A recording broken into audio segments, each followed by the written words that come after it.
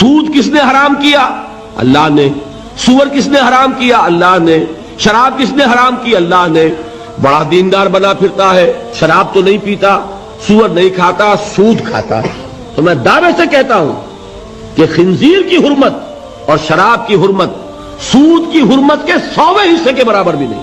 الربا 70 جزءا، سود کے گناہ کے 70 حصے ہیں۔ ایسروہا، اس میں سب سے ہلکا حصہ اس کے مساوی ہے۔ ان ينكح الرجل امہ، کہ کوئی شخص اپنی ماں سے زنا کرے۔ اب آپ کیلکولیشن لگا لیجئے، کیا سور کے کھانے پر اللہ کی طرف سے اعلان جنگ آیا ہے؟ کیا شراب کے پینے پر اللہ کی طرف سے اعلان جنگ آیا ہے؟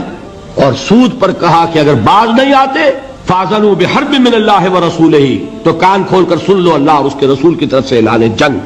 سود کس نے حرام کیا؟ اللہ نے۔ سور کس نے حرام کیا؟ اللہ نے۔ شراب کس نے حرام کی؟ اللہ نے۔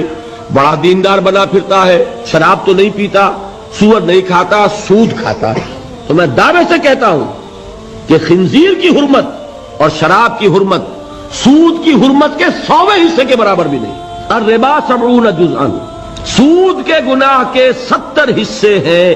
ایسروہا، اس میں سب سے ہلکا حصہ اس کے مساوی ہے۔ ان ينكح الرجل امہ، کہ کوئی شخص اپنی ماں سے زنا کرے۔ اب آپ کیلکولیشن لگا لیجئے، کیا سور کے کھانے پر اللہ کی طرف سے اعلان جنگ آیا ہے؟ کیا شراب کے پینے پر اللہ کی طرف سے اعلان جنگ آیا ہے؟ اور سود پر کہا کہ اگر باز نہیں آتے فاذنوا بحرب من اللہ ورسولہ، تو کان کھول کر سن لو اللہ اور اس کے رسول کی طرف سے اعلان جنگ۔